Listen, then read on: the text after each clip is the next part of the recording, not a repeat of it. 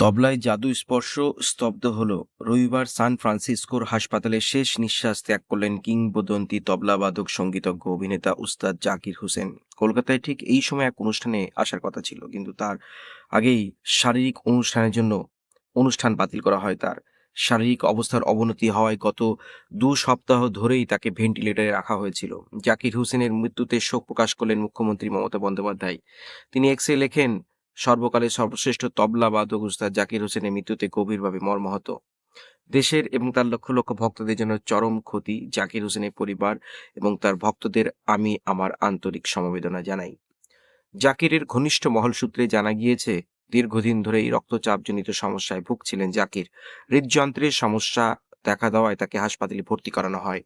জাকিরের শারীরিক পরিস্থিতির অবনতির খবর পেয়ে দেশে বিদেশে ছড়িয়ে থাকা অনুরাগীরা তার সুস্থতা কামনায় প্রার্থনা শুরু করেন, কিন্তু সেই সব প্রার্থনাকে ব্যর্থ করে শেষ নিঃশ্বাস ত্যাগ করলেন তিনি।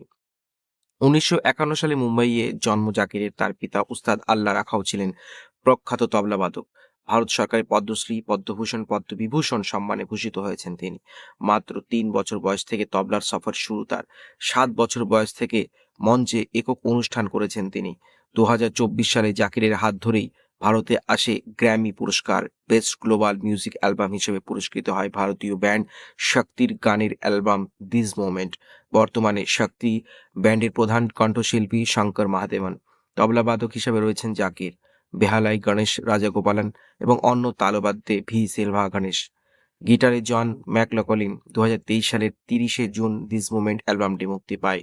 মোট ৮টি ট্র্যাক রয়েছে এই অ্যালবামে। জাকির তবলায় সঙ্গত করেছেন পণ্ডিত রবিশঙ্কর, উস্তাদ আমজাদ আলী খান, জর্জ হ্যারিসনের মতো দিকপালেদের। আজ তার মৃত্যুতে পুরো ভারতবর্ষ শোকে আচ্ছন্ন।